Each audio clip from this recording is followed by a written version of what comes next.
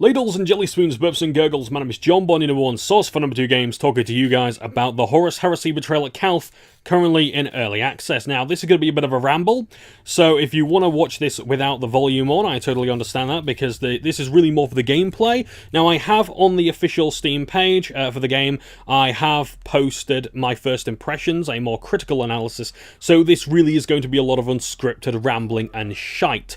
So keep that in mind when you watch this. There will no doubt be other people who can give a much better impression than I can, and yeah, a lot of this gameplay is going to show me trying to learn the game and sort of see the trials and tribulations I had to go through. However, I will try and format this in a way that is easy to understand and hopefully be a bit concise with it, but we'll have to see. So I'm going to start with the positives, then go into the negatives. So let's first of all talk about the positives. What is good about this game? Well, first of all, the Horus Heresy, although not really because of anything the devs have done. The reason why I like I list the Horus Heresy rather as a positive, the reason why I like it is because it shows Games Workshop are a bit more confident with licensing it out. So it's good that this will be the first major game that wasn't just a safe bet for Games Workshop to do, even though it is one of 3 turn-based games that we know of coming out this year, and we're only in February. That's right, the other 2 turn-based tactics games that are coming out are Space Hulk Tactics, which really needs a new subtitle, and Mechanicus as well. Oh, and both of those games were announced within a month of each other. So I've got a feeling we're going to see many more turn-based tactics games, all the while we're waiting for some competition or a flat-out replacement to Dawn of War. Now, I would love to see an RTS based on the Horus Heresy. In fact, just the Isvan campaign alone you can do. Now, yes, technically we have seen that with Drop Pod Assault, which was an Android game, and we've also got Battle of Talan as well, another Horus Heresy game. The other and only other Horus Heresy game besides those 2 that I know of is the Talisman, the Horus Heresy, but even then, that's debatable as to whether or not it's a Horus Heresy game. And that's really it for the positives regarding the Horus Heresy.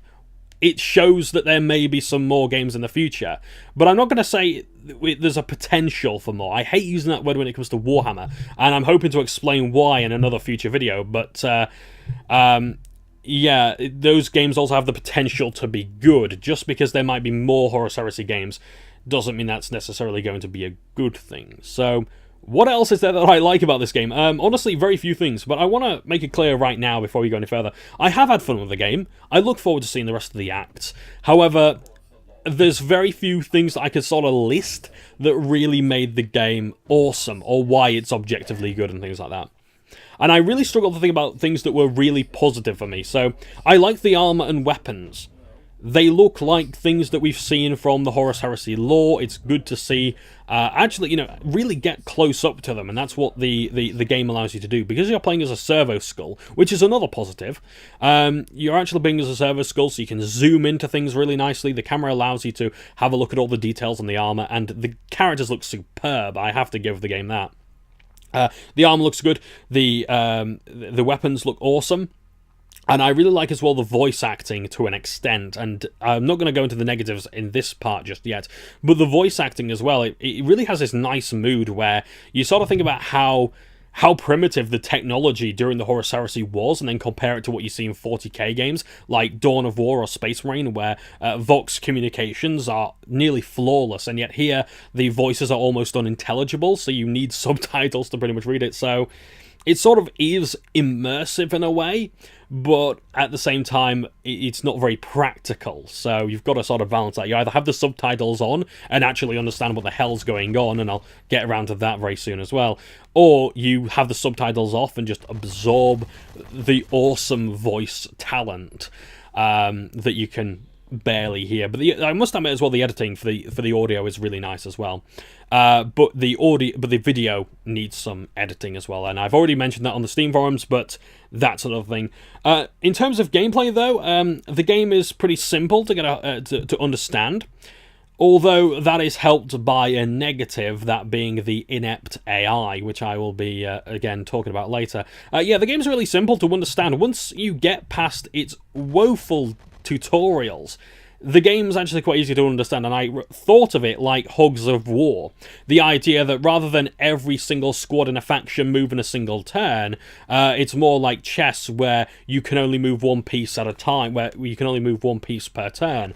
And once I thought of it like that, it made it a lot easier for me to understand which units can move, where they can move, what they can do with their tactical points, and other such things. And I can't really explain a lot of the mechanics in this video, unfortunately, because, I barely remember them.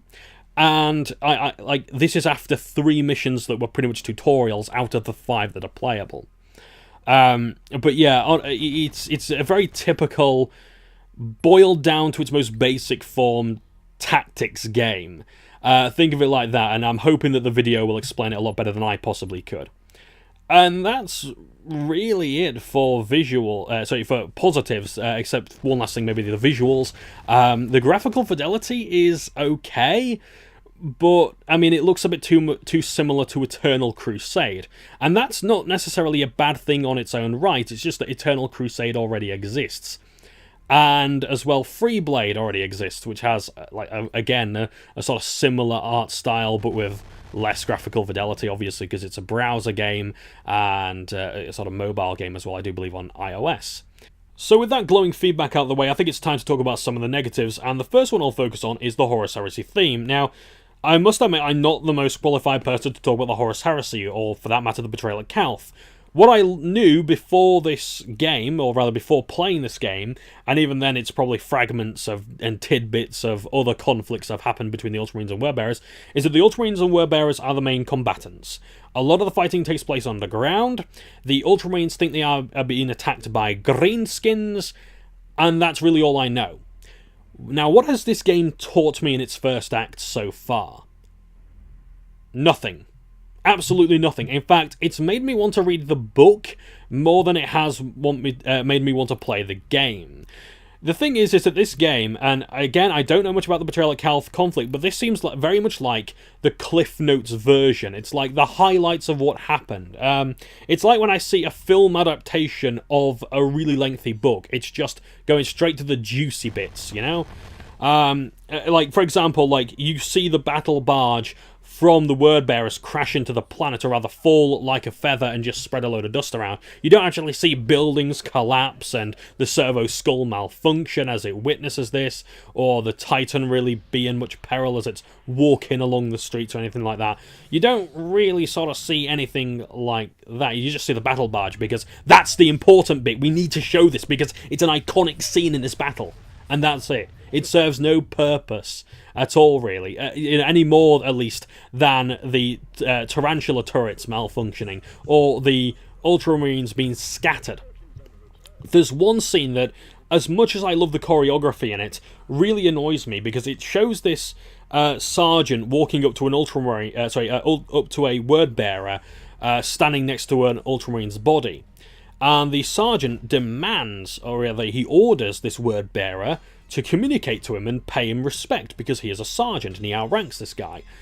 The Wordbearer, however, a man of the chapter who is very deceptive, and practically, his art of subtlety is so great that he convinced a War Master to turn against his father, just sort of turns around and says, "Nope," and then goes into melee combat face on.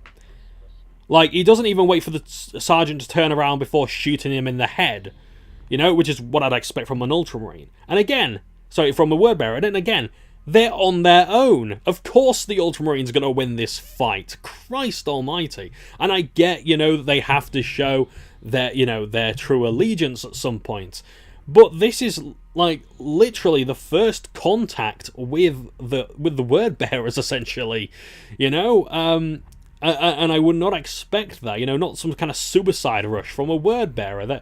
They're plotters, they're schemers, they're deceptive, they use espionage to defeat people. I would have expected the word bearers and the Ultramarines to be fighting together in a tutorial, and then, you know, the word bearers accidentally have friendly fire, and maybe even tie that into showing how the health mechanic works and things like that. Or, you know, showing fire support. So you show, like, the word bearers, they're supposed to be in a fight against, you know, this imagined threat with the Ultramarines, but they don't show up and things like that. Instead, they open fire and there's the Ultramarines. You know, sort of show some conflict before that, because the thing is, it's missing so much. It misses so much context for these two factions to fight, and it just seems like they fight because one gave back chat to another. And, you know, I'm sorry, I'd rather just read the book if you're going to do that, you know?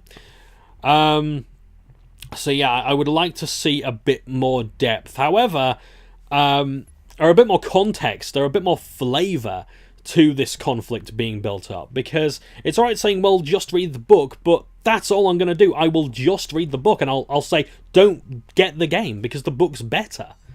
You know? So that's how I feel about the Horus Heresy theme, really. It's not looking good so far. However, I will say this. If there is some Vox chatter, if there is some panic with the Marines, because I would expect that the Marines would be shouting about, you know, these people being traitors, it would drop morale significantly. The word bearers, once their treachery is fully realised, they're going to be shouting, blood for the blood god, skulls for the skull throne, etc. All these kind of things. They'll be shouting that down the Vox comms to really terrorize the people of Calth, to demoralize the Ultramarines, I would imagine, because I would imagine that they can communicate to one another, things like that, taunt them into making stupid mistakes, and you know, because they've got the element of surprise here, but that was blown in that cutscene that I'm going to be showing in the video now. So that's the first criticism I have. Now, my next problem with the game is the user interface. And this sort of comes into visuals, but I will maybe talk about that later in the future. The user interface is really, really hard to tell what's going on, at least at a glance. Like, for example, I didn't realise that chance to hit was actually a thing in this game, because, well, I was always hitting, no matter what my enemies' circumstances were. I was either hitting or I wasn't. Like, if I couldn't see them, I wasn't going to hit. But anytime I had a hit percentage, no matter how low it might have been, well, I was going to hit them and I was going to do some damage of a sort. I don't think I've ever missed an ability in this game. That should go to tell you how easy the game is, in a way. And a lot of it does come down to chance because, well, see, the enemy, first of all, doesn't really have a great variety of weapons until the last act, where I saw a flamer and a missile launcher. But before then, because you get to customize your squads, and I failed to mention this earlier, but it's actually a feature I kind of like, you know, you can have far more advanced weapons than they have, and you can have a greater variety as well. So you can have plasma pistols and rifles, auto cannons, you can have you know, missile launchers, flamers, you can have power swords, chain swords, and I'm sure there'll be many other things added as other units are added to the game. Currently there are only legionaries. But the enemy didn't really sort of have that arsenal, so while I could have just blown them to smithereens, like killing a lot of 3 units on a single tile with a plasma shot, they were struggling to hit me with bolt guns. Yeah, like your standard bolt gun. You know, those things with explosive shells that I'm pretty sure that even a shot to the shoulder is going to have some impact on, you know? So that was a bit weird. Also, as well, when it comes to balance with the weapons, I might also talk about it here as well.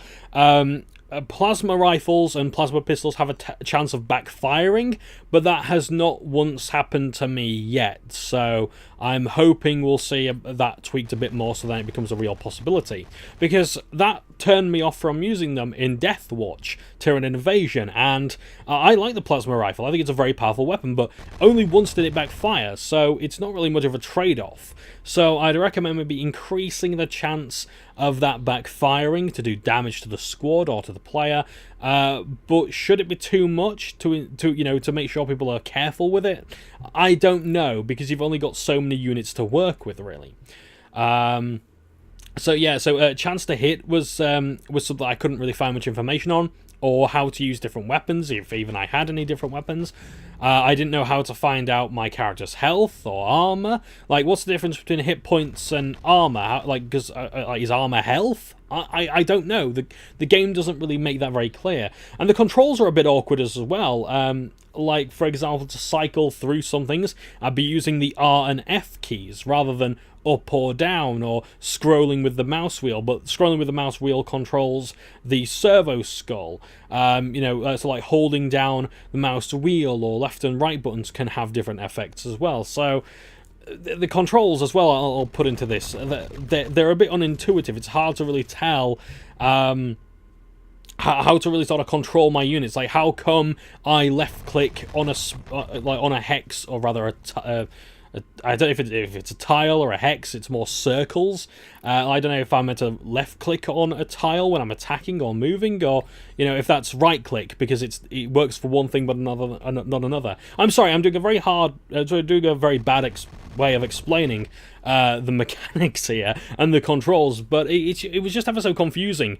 I struggled so many times to get two units to merge, or to sort of charge and shoot, and or to go into melee mode and things like that. Yeah, that's another thing as well. Assault, I don't see any advantage to Assault, like going into melee mode, because first of all, there's no melee animation, so you're not really using those abilities as such. So I don't know if my power sword is having any effect on the enemies I'm hitting, while my two guys behind me, I think, was shooting. Again, I fail to remember. This was yesterday when I played this game. I'm recording today, and with my limited experience, I didn't really get much time to really absorb the game. But still, my UI needs a bit more work. It could do with just looking a bit better as well, looking more like a 40k game. So, for example, obviously you want more Aquillas, you want that green, that distinct green look, and the winged skulls, and you want that Casablanca font as well, that I do so love using in my Warhammer videos, which reminds me I need to re-download it. Things like that, make it look and feel like Warhammer, because right now it doesn't. It looks very, very, very early alpha placeholder kind of assets when it comes to the UI. Now, I will say this for the UI, this is something that's good as well, is that because the game's built for VR, you actually sort of travel to tooltips floating in the world, so they are sort of static rather than just popping up on your screen. So I can actually see that being quite good as well, and that means then you don't have to really adjust the font, so you can step back or move closer if you need to see, if you can't see what's what's in front of you and things like that. But yeah, tooltips as well, tutorials, they could be a lot clearer. And as I said in a Steam post that I made on the discussion boards, we could really do with some loading screen tips just to remind people of the controls. Because they are very unintuitive and not really my cup of tea. And also as well, different control presets would be really nice. Like for example, I was playing King Arthur, the role-playing game recently, and I could change my camera to be either RTS camera or, quote, Total War camera. So that's quite nice. It's nice to see games recognise as genres. So yeah, I wouldn't mind something like that for the UI and control schemes, just to help me out, so I've got a bit of a more intuitive screen. So yeah, and also maybe as well more options for the tactical map, so we can have like a 3D version rather than just a flat 2D one that I didn't really sort of find myself using a lot, although I think it could probably actually be a very useful feature if I used it a bit more, but I'll have to go back to it, and well, I don't really fancy re-recording this load of bollocks. So I'm going to move on to another negative now. Huzzah! The AI. My biggest complaint with this game is the AI, and it's to the point where I can't, like, it breaks the game for me almost. Like, it makes it impossible to recommend when the AI is as bad as it is, because okay, we've established this isn't a very good Horus Heresy game, but is it a good turn-based tactics game? Well, not with artificial intelligence like this. Now, the developers are aware of this, as I said earlier, with the discussion board post I made. I did mention that the AI isn't very active. You see, the word bearers aren't very competent in this game. They will not move to cover, even if they're out in the open. They will not move to be able to shoot you if they can't see you. They will skip turns even if they have a chance, even if they have the slightest chance to hit, because it's not like ammunition costs anything. It's not like, you know, the amount of moves they can make are few. They can have 2 moves per round, well, at least per unit per round. And they won't use this to their advantage. They will stand there, and they will skip a turn if you are not in their line of sight. They expect you to move in because you need to kill them. But that's not necessarily true because, well, 3 of the objectives in this game are basically move to locations or holdout missions. So as long as you're alive, or more importantly, your target is alive, what does it matter that that you actually engaged them? You know, surely they're the ones that are stopping you. They're the ones that have the incentive to attack. Yeah, it's like I'm not going out there looking for trouble. My units are going to get killed. I'd rather hold my ground and secure this guy who's doing this thing. Or rather than just stay behind in combat, I would rather actually escape to the evacuation point. The 5th mission in this game, which is actually my favourite, was quite hilarious, I will admit. Because essentially what happens is every round that passes, there is a path of fire that is following you, and you have to get to the end of the map and evacuate. Now you've also got to deal with the word bearer shooting at you. Now the thing is that when you're in this fire, you get 1 chance to move out of it. If you are in this fire, it will kill you in the next turn if you don't move out of it. The word bearers would rather shoot while they're in this fire. While they're being consumed and eaten alive by Prometheum, they would rather stand there and become martyrs. A failed attempt at that, because they'll often miss, or they won't do enough damage to destroy my units. So they're not really hindering my progress, so I'm just moving to the evacuation point, and they're getting killed in a single hit, when it was perfectly avoidable. And that's unbelievable.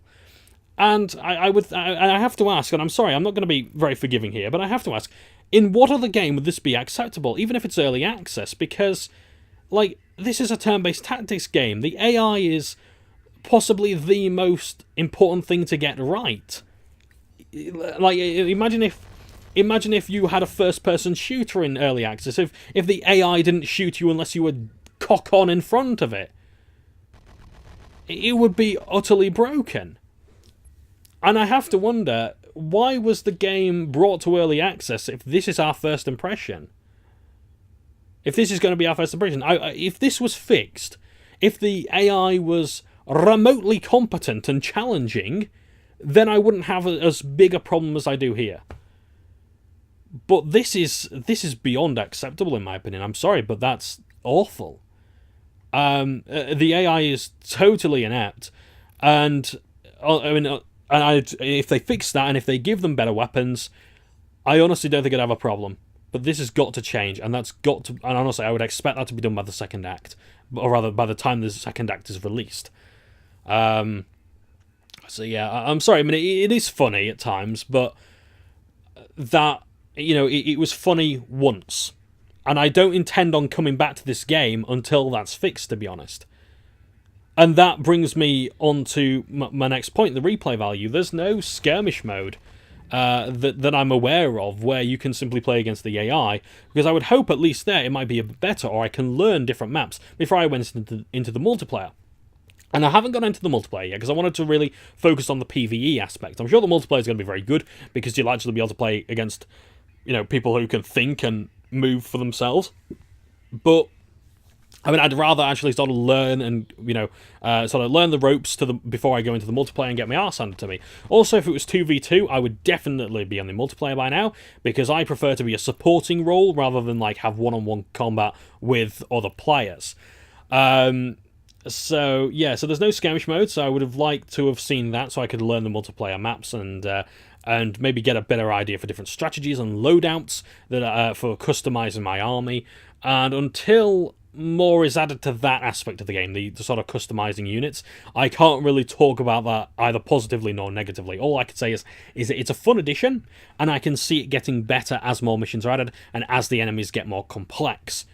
But they have to get more complex, and I'm not going to gimp my character just to make it easier for the AI. That's horse shit.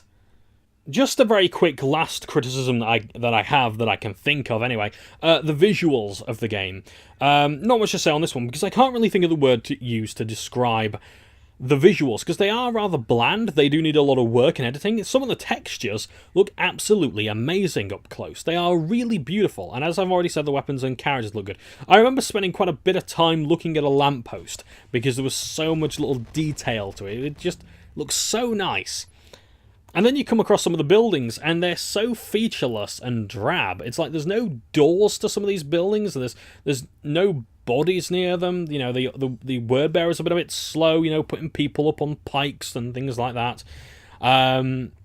You know, there's no other ultramarines. There's just a lot of rubble, and the rubble doesn't look very interesting. And that's another thing I meant to say earlier about the AI. The UI, the user interface rather, is the rubble doesn't really tell you how much cover you get from it or how effective it is, and you know what waist high cover is versus how effective waist high cover is versus full body length cover is. That'd be useful as well.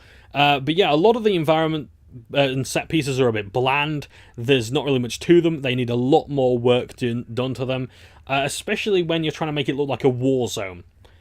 But it looks like a very, very clean environment, and again, I think that's a bit too early for early access, in my opinion. But other than that, I've not really got that many complaints. I would like to see more details to the Ad Mechanicum guy. I would like to see, hopefully, some more mutations and designs for the armor so that the word bearers look a bit more extreme in their beliefs and their loyalty to chaos. Meanwhile, the ultramarines look a bit more scuffed in their armor. Not totally destroyed because that armor's going to last 10,000 years. Not that they know that at the time. But yeah, I'd like to see scratches and dirt and things like that. Maybe the more wounded your characters become, the more scuffed they look through the campaign. However, if they take less damage throughout the campaign, maybe they don't. Their armor looks pristine. It looks as good as it did when they first went into battle because they've not taken any damage because they're not being focused. And that's another thing with the AI as well. It always stays on the same target. Other than that, though, not really much else to say. The audio is unintelligible for the most part. I would really like to have some some options to maybe tone down the audio effects, so then that I can hear the voices a bit better. The bolt guns, love the sound of the bolt guns, no complaints there. But again, I would like more sounds, a bit more variety as well. Reloading sounds would be really nice. Movement sounds would be really nice. Again, there's just a lot of things that are flat out missing. So it's not really much of a negative, but it's not much of a positive either. So yeah, that's really my first impression so far. I'm just going to wrap up now and let you guys know what I think. Wrapping up this video, I would like to ask a question that I ask of every early access game that appears on this channel. If this game were to cease development due to lack of developer resources or internal struggles or simply the end of the world, could I recommend this in the knowledge that you're not getting any more content? To put it diplomatically and rather generously, it's a jack of all trades and a master of none, so not really. To put it brutally honestly, though, I would have to say the game is woefully undercooked in every single aspect but its performance, and therefore it'd still be a definite no. Now, speaking of the performance, I have an i3-8100 CPU, a GTX 1070 8GB of RAM, and I also video RAM, and I also have 8GB of standard memory as well. DDR4 3000 MHz. Now, some people have been having trouble with the game running. The performance has been incredibly low, despite their decent specs and meeting the requirements. However, so let me try again. The developers are working to fix that, so that's rather good. However, I've had no performance problems whatsoever. The loading times are longer than they have any right to be, in my opinion.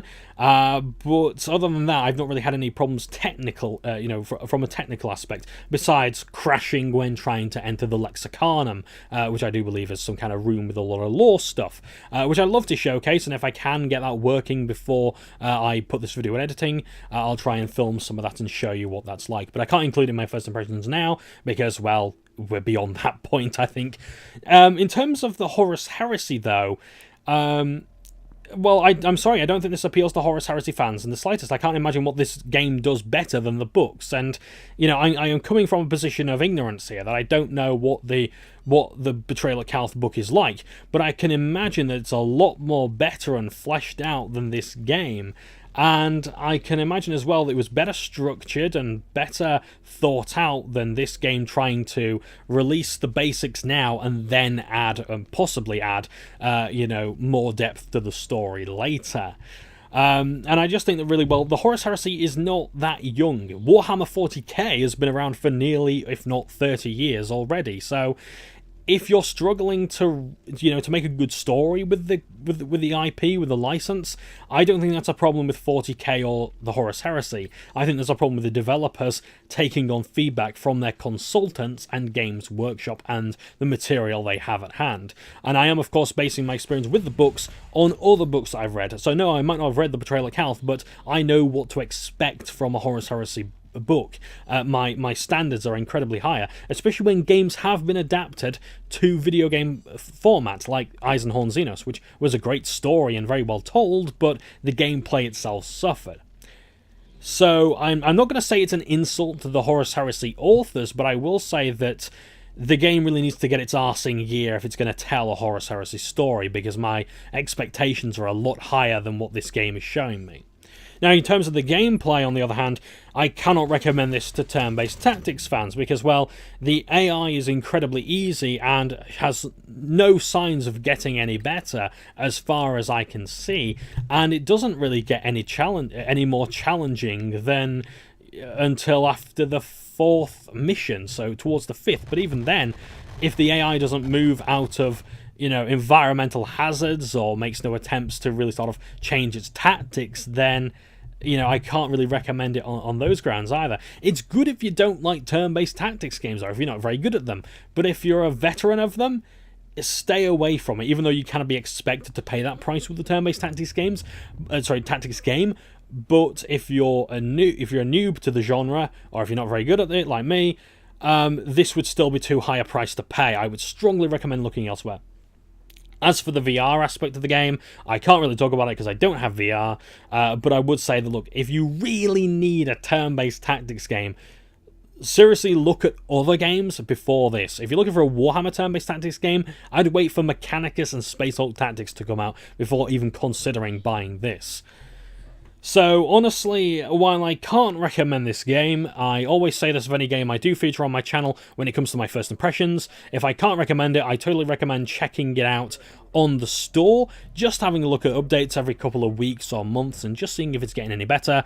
I doubt very much that I will be doing any more videos on this until the game comes out fully, if it comes out fully, and I don't mean any disrespect to the developers when I say that. I just say that because it's early access. I've got to say that pretty much, because it's a very likely scenario that this game could just flat out die on its arse. But yeah, I look forward to reviewing this game if it eventually finishes, but right now I just simply cannot recommend it to anyone, as a Horus Heresy fan, as a turn-based tactics fan, or as a VR player. So that's it from me. Thank you ever so much for watching. I do apologise for how rambly this shite has been, but I thank you ever so much for watching. You have a pleasant time now,